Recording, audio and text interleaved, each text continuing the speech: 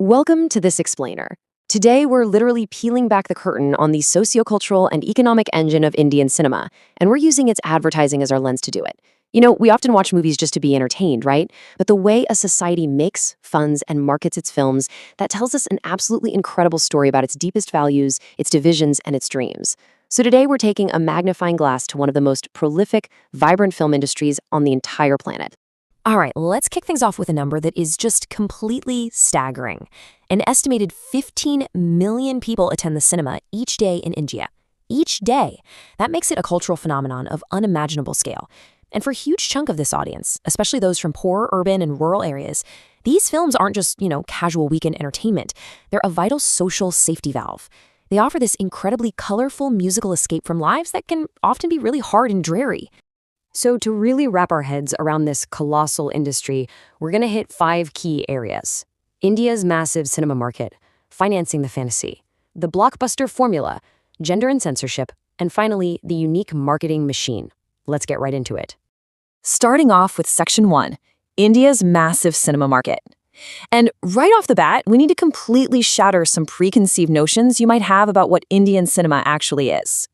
Okay, looking at the breakdown here, it completely debunks that massive Western myth that Bollywood is the entirety of Indian cinema. It's really not. Bollywood, which specifically refers to the Mumbai-based Hindi film industry, actually only accounts for a fraction of the 1,200 or so films produced annually. You've got massive output in Tamil and Telugu, and a staggering 800 films produced in other regional languages. All of this serves incredibly massive, distinct cultural populations right within the country. Now step inside the theaters themselves, and you'll find these incredibly strict spatial hierarchies. The seating arrangements literally segregate classes and genders, perfectly mirroring the broader social divides of the country. The masses, who are often men just seeking an escape, crowd into the cheaper front stalls, which is why they're famously called the front benchers. Meanwhile, the middle classes, especially women and children, sit up in the much more expensive balcony seats. Actually, the ticket booths even frequently have totally separate lines for women. The movie theater itself is basically a microcosm of Indian society. Moving on to Section 2, financing the fantasy. Now, with a market this massive, you probably assume it's a smoothly running corporate machine, right? Well, actually, financing these films is incredibly risky and surprisingly chaotic. Production here doesn't kick off in some sterile boardroom with a finalized script. No, it starts with a muhurat. This is a highly publicized, auspiciously timed pitch event featuring leading stars, all designed to woo cautious distributors. And get this, they actually use astrological calendars to pick the exact date and time for this event to ensure good fortune. They shoot a quick sample song and dance sequence, parade the stars around, and use all that flash to secure the financial backing they need to just begin shooting. So that Maharat event basically kickstarts a highly unconventional production pipeline. Films are shot in stages over years, and they are heavily dependent on incoming distributor cash. There are no agents. Directors rely completely on kinship networks. And the most fascinating part?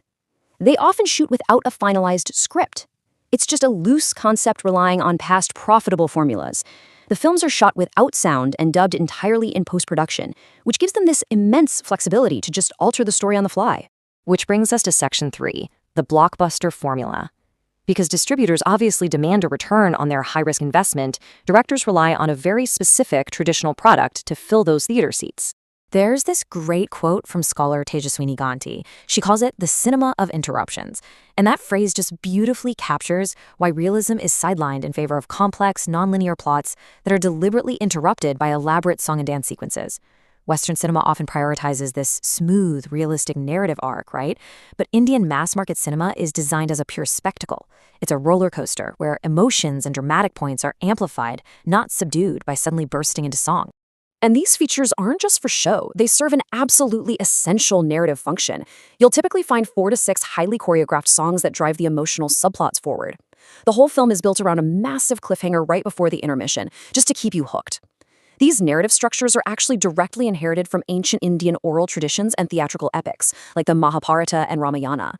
So they provide absolute escapism, but beneath all that flashy exterior, they almost always reinforce deep-rooted family values and traditional morality. All right, Section 4, gender, culture, and censorship. As we look at the final product, we absolutely have to talk about how traditional Indian culture strictly dictates who is on screen and how they behave. you'll see these films intensely reflect a patriarchal society, relying heavily on some pretty rigid archetypes. You got the hero, he's the tough, decisive protector. And the heroine, she's sensitive, pure, and very often needs protecting. Women are usually given second billing and face significantly shorter career spans. In fact, once a female star crosses the age of 30, it is often deemed unsuitable for her to play the most common role, the virgin heroine. And that brings up this truly fascinating clash between cultural desires and state control. Since Indian censorship strictly regulates eroticism, even though kissing is sometimes permitted on the big screen now, directors have to creatively bypass these rules. Enter the famous wet sari sequences. Stars are caught in a sudden monsoon, or they go for a swim, allowing the fabric to cling revealingly. It's a wildly clever, highly stylized workaround. It satisfies the audience's desire for romance, while keeping the censors totally at bay. Okay, our final stop, Section 5, the marketing machine. So how do you actually sell this traditional song-filled escapism to an audience of over 1 billion people? Well, the marketing machine here is totally unique and incredibly aggressive. You build a relentless music-driven hype machine. The success of a film is deeply, deeply dependent on its songs hitting the radio charts long before the movie even releases. The singers who dub the tracks are massive stars in their own right. Marketers just flood radio stations, release the CDs, and fuel the hype with juicy gossip in glossy magazines like Stardust. By the time the film finally opens, the audience already knows the music by heart and is literally dying to see the visuals that go with it. Just take a look at the streets. The evolution of physical film marketing here is incredible. From towering 18-meter hand-painted billboards that literally soar over city traffic to modern, slightly more westernized digital vinyl prints. For decades, a huge industry of artisans painted these colossal cutouts entirely by hand. And while digital printing is faster and is taking over cities like Mumbai, these giant visual collages still dominate the skyline. They condense a complex 3-hour plot into one striking image designed to be absorbed in about 3 seconds. But here's the absolute crucial part. These billboard images aren't just selling a plot. They're offering what's known as darshan. This is an ancient concept of making visual contact with a deity. In India, film superstars are elevated to near religious status. So when their towering faces look down from a billboard, they are presented almost as religious icons to their adoring fans. The posters are specifically designed with the stars making direct eye contact, engaging deeply with the viewer right there on the street below. Now, as the industry rapidly modernizes, the money involved is just skyrocketing. Way beyond traditional marketing, we're now seeing 360-degree brand positioning and product placements. For example, a recent Bollywood remake heavily featured Tupperware and was set in a kitchen sponsored by Pog&Pol. Companies are spending up to an astonishing $43 million just to integrate their brands into the very fabric of these modern blockbusters, fundamentally changing how these films generate their revenue. So I want to leave you with a question. As you watch this industry evolve with million-dollar product placements and slick digital marketing, ask yourself what these blockbusters really reveal. Are they just pushing consumer products? Or are they a profound mirror reflecting the shifting, yet deeply traditional anxieties, dreams, and values of nearly 1.9 billion people? It's a lot to think about. Thank you so much for joining me for this explainer, and I'll see you next time.